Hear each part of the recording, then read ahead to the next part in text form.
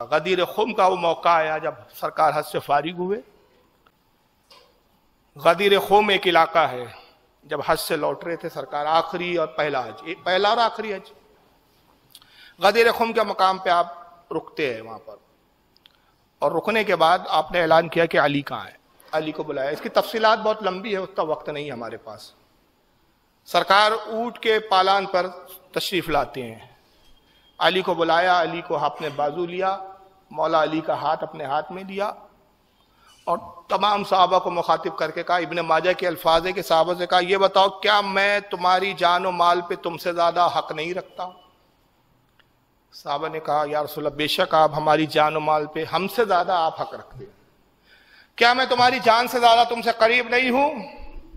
ہاں یا رسول اللہ آپ ہماری جانوں سے زیادہ، آپ ہماری جانوں پر مالک ہیں۔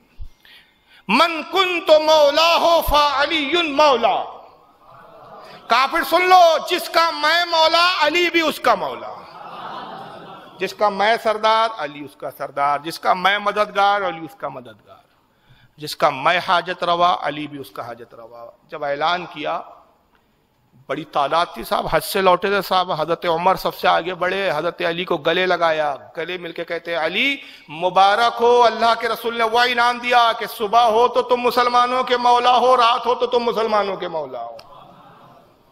اچھا، اس حدیث کے بارے میں یہاں کچھ علمی بات کرنا چاہ رہا ہوں، بڑی، اگر آپ سنیں، لیکن میں چاہتا ہوں کہ ایسا مزاج بنے ہمارے یہاں بھی، قصے کہانیاں تو ہوتی ہی رہتی ہے لیکن علمی باتیں بھی ہو۔ یہ حدیث جو ہے، من کنت مولا فعلی مولا، اس پر اعتراض کیا ابن تیمیہ نے، اس حدیث پر۔ اس پر میری ایک مستقل تقریر بھی نیٹ پہ ڈلی ہوئی ہے، میں اس میں سے کچھ باتیں آج آپ کے سامنے پیش کر رہا ہوں، نیٹ پہ ڈلی ہوئی ہے حالانکہ۔ ابن تیمیہ کا اعتراض آیا، اور اس پر بہت سارے وہابیوں نے، ابن تیمیہ سے لے کر پھر محمد بن عبد الوہاب نجدی تک، پھر اس کے بعد عبد الوہاب نجدی کے بعد پھر وہ جناب شوقانی ہیں ان کے، اور جو کون سے، یہاں تک کہ وہ اندھا تھا ان کا عبداللہ بن باز، سعودیہ کا مفتی اعظم، اس نے بھی اپنے فتاوی مقالات میں لکھا کہ یہ حدیث صحیح نہیں ہے، کیونکہ فضیلت ان کو ہضم ہوتی نہیں ہے۔ اور ابن تیمیہ کے ہی سارے جملوں کو انہوں نے راگ الاپا، ابن تیمیہ نے کتاب لکھی، تیمیہ اس حدیث کے بارے میں کہتا ہے کہ ترمذی کے علاوہ اس حدیث کو کسی اہم کتاب میں نہیں لکھا گیا، اور امام بخاری نے اس حدیث پر طعن کیا ہے، یہ ابن تیمیہ کا کہنا ہے، یعنی امام بخاری نے اس حدیث کو ایکسپٹ نہیں کیا، قبول نہیں کیا، اس حدیث کا انہوں نے طعن کیا، یعنی اس کو طنز کیا اس حدیث پر کہ صحیح نہیں ہے، لہذا جب امام بخاری جیسے محدث نے اس حدیث کو صحیح نہیں مانا، لہذا یہ حدیث کی کوئی اصل نہیں ہے۔ یہ ابن تیمیہ کا بہت بڑا جھوٹ ہے، اور اس جھوٹ کو آج تک غیر مقلد نام نیاد اہل حدیث دھوتے آ رہے ہیں، اور اس حدیث کو صحیح نہیں مانتے ہو، اور اس پہ بڑے تبصرے کرتے ہیں، مذاق اڑاتے ہیں، معاذ اللہ، اس کے کچھ ویڈیوز بھی ہے۔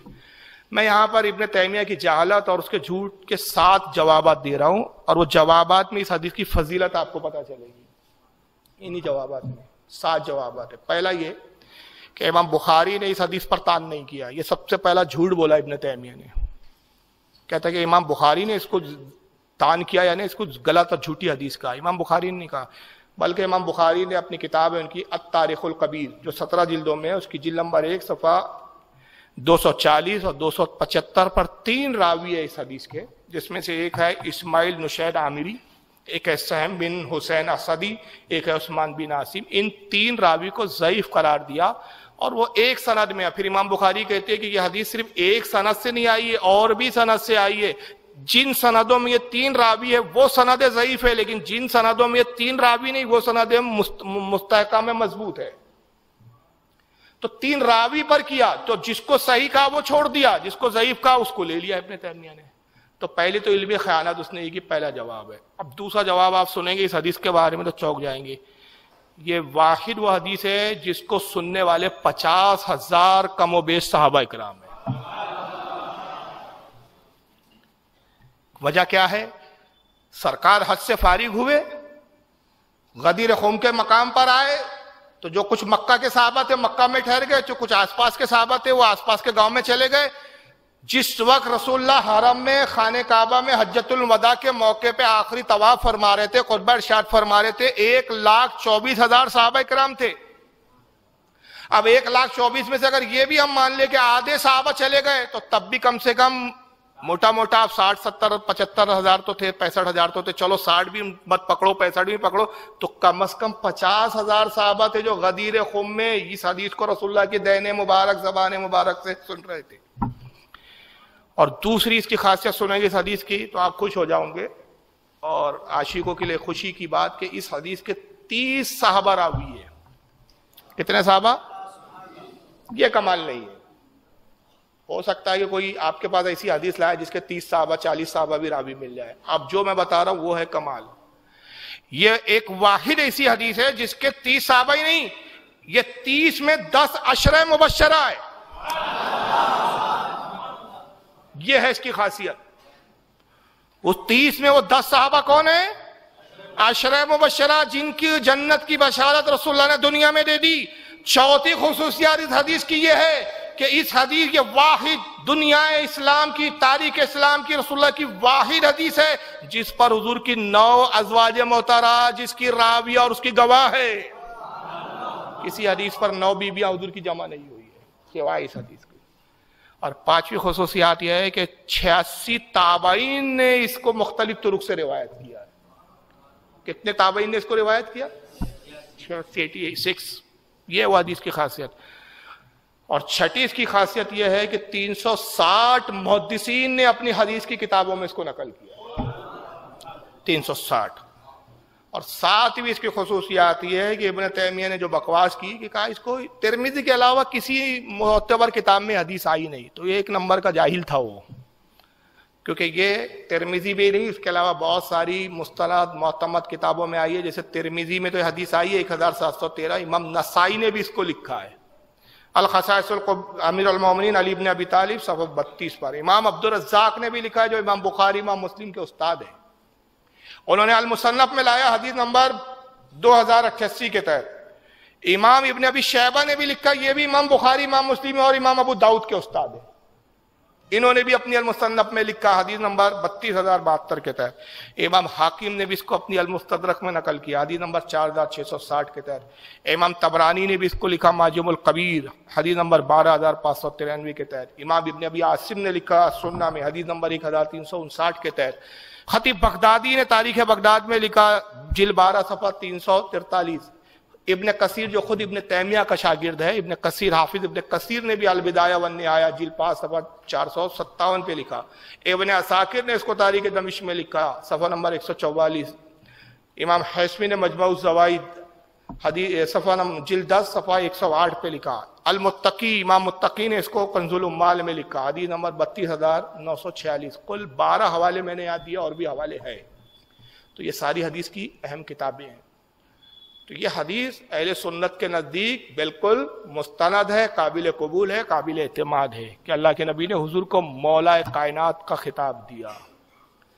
تو یہاں مولا ہونے کا اعلان کیا، اور اس سے ہم اہل سنت نے جو اس کی مراد لی وہ یہ کہ جس طرح میں مسلمانوں کو نوازنے کا اختیار رکھتا ہوں، علی سے بھی تم طلب کرو، علی بھی دینے کا اختیار رکھتا ہے، جیسے میں مددگار علی بھی مددگار۔ لیکن آج کل ایک جالت چلی، اس تاریخ کو ایک نئی عید آ گئی اب آج کل، عید غدیر۔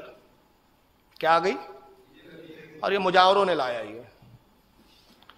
پہلے تو شیعہ مناتے تھے یہ، اب ان کو کیا سوجی پتہ نہیں، اس دن یہ سب عید منانے لگے، حالانکہ اہل سنت میں اس عید کی کوئی اصل نہیں۔ اور یہ عید 600 ہجری میں ایک شیعہ بادشاہ آصف الدولہ نے اس کو ایجاد کیا، کسی امام نے یہ عید نہیں منایا، کسی امام نے یہ عید غدیر نہیں منائی۔ پوچھا گیا بھائی ان سے کیوں آپ عید غدیر کیوں مناتے ہیں؟ کہا صاحب عید غدیر اس لیے کہ حضرت علی کی ولایت کا اعلان کیا تھا رسول اللہ نے، اسی دن آپ نے اپنے علی کو وصی کہا، اسی تاریخ کو آپ نے مولا کہہ کر اپنے بعد خلافت کی نشاندہی کر دی، خلیفہ ڈکلیئر کر دیا۔ یہ سب بچکانی باتیں، اگر علی کو خلافت دے دی تھی یا مولا کے معنی میرے بعد خلیفہ ہے تو حدیث کرو مطلب ہی من کن تو مولا پہلے، جس کا میں مولا فعلی مولا، علی اس کا مولا، تو مولا کے معنی تم نے خلیفہ لے لیے، تب ترجمہ کیا ہوا؟ جس کا میں خلیفہ علی اس کے خلیفہ، تو حضور کس کے خلیفہ ہے؟ آپ کے خلیفہ ہے۔ حدیث کا مفہوم یہاں بیٹھ نہیں رہا ہے۔ تو مولا کے معنی یہاں خلیفہ نہیں ہے، مولا کے معنی یہاں حکمراں نہیں ہے، مولا کے معنی مددگاری ہے۔ ایک چیز تھوڑے دیر کے لیے اگر ہم آپ کی بات مان لیں کہ بھائی یہ عید اس لیے ہو گیا ہمارے لیے دین، ہم عید اس لیے مناتے ہیں کہ اعلان ولایت علی ہوا اس دن. تو میں نے کہا عقل پہ تمہارے افسوس کہ جس تاریخ کو اعلان ولایت علی ہوا وہ عید ہو گیا، تو جس تاریخ کو اعلان نبوت ہوا اس کو عید کیوں نہیں منایا تم نے؟ بھائی کچھ سمجھ میں آ رہا ہے کہ نہیں آپ کے؟ ولایت کا اعلان بڑا ہے کہ نبوت کا اعلان بڑا ہے؟ وہ تاریخ کو تو آپ عید نہیں مناتے. بلکہ آئیے میں بتاتا ہوں، کسی امام نے عید نہیں منایا. یہ 600 ہجری میں کس نے شروع کیا سب سے پہلے؟ یہ آصف الدولہ. اور ہمارے اہل سنت کا موقف کیا ہے؟ یہ کتاب ہے میرے پاس، یہ لایا ہوں ساتھ میں، تقریر کے بعد جس کو اصل عبارت دیکھنا ہو دیکھ لے. اس کا نام ہے تحفہ اشریہ. کس کی کتاب ہے؟ شاہ عبدالعزیز محدث دہلوی، اپنے صدی کے مجدد ہے. کتاب ہندوستان سے نہیں چھپی، فارسی زبان میں تھی، ضخیم کتاب، استنبول ترکی سے چھپی ہوئی ہے یہ کتاب. شاہ عبدالعزیز محدث دہلوی اس کتاب میں کیا لکھتے ذرا سنیے. فرماتے ہیں احدث عید غدیر است یعنی حزدم ذی الحجہ و عیدارا تفصیل دادن بر عید الفطر و عید الاضحیٰ و بعید اکبر مسمى کردن کے صحیح سری مخالف شریعت است. فارسی کے جملے وہ کہتے ہیں کہ احدث عید غدیر است. شیعوں نے ایک اور نئی عید نکال لی. اچھا یہ کیوں نکالی عید معلوم ہے؟ ایکچوئل میں ان کو مولا علی کی ولایت سے کوئی لینا دینا نہیں ہے. اگر مولا علی کی ولایت کا دن عید منانے کے لیے ہوتا تھا سب سے پہلے صحابہ مناتے، سب سے پہلے خود علی مناتے. بھائی اعلان تو حضور نے کیا تھا، مگر پورے دور خلافت خلفائے راشدین میں کبھی عید غدیر سنا آپ نے؟ صحابہ کے دور میں سنا، تابعین کے دور میں سنا، سب چھوڑو جی. میں یہ بزرگوں سے پوچھتا ہوں آپ کتنے سال سے سن رہے بھائی عید غدیر؟ 2-4 سال سے ہی چل رہا ہے نا معاملہ. اس سے پہلے تو عید غدیر نام کی کوئی چیز تھی نہیں. کسی ہمارے امام نے نہیں منایا، اور منایا ہوتا تو ہماری کتابیں اس کی فضیلتوں سے بھری پڑی ہوتی تھی. بلکہ ہمارے امام علماء کیا کہہ رہے ہیں؟ اپنے وقت کا مجدد شاہ عبدالعزیز محدث دہلوی کیا کہہ رہا ہے؟ احدث عید غدیر است. اسی طرح شیعوں کی ایجادوں میں ایک ایجاد عید غدیر ہے، اور یہ 18 ذی الحجہ کو منائی جاتی ہے، یعنی ازدم ذی الحجہ. اور وجہ کیا ہے کہ 18 تاریخ کو ہی عثمان غنی کی شہادت ہوئی. تو یہ وقتوں نے کیا کیا؟ عثمان غنی کی شہادت کی خوشی منانے کے لیے عید غدیر کے نام سے وہ چیز کو رائج کر دیا. اصل میں عید غدیر مقصد نہیں ہے، عثمان غنی کی شہادت کا جشن منانا مقصد، کیونکہ عثمان سے دشمنی ہے. تو کہتے 18 ذی الحجہ کو انہوں نے یہ چیز ایجاد کر دی. وعیدارا تفضیل دادن بر عید الفطر و عید الاضحیٰ. کہتے یہ رافضی لوگ، شیعہ لوگ اس عید کو عید الفطر اور عید الاضحیٰ سے بھی زیادہ افضل مانتے ہیں، بلکہ یہ تو شریعت کے صریح کھلے طور پر مخالف ہے. شاہ عبدالعزیز اس عید کو شریعت کی مخالفت بتا رہا ہے، اور آج کے مجاور بول رہے کہ نہیں صاحب ولایت علی کا جشن ہم منائیں گے. تو تمہاری مانے کہ ہم محدث کی مانے، تمہاری مانے کہ مجدد کی مانے. تو یاد رکھیے ہمیں اپنے بزرگوں کے نقش قدم پہ چلنا ہے، آج کے جاہلوں کے نقش قدم پر ہم کو نہیں چلنا ہے. کہ بزرگوں کے نقش قدم پر چلنے میں نجات ہے.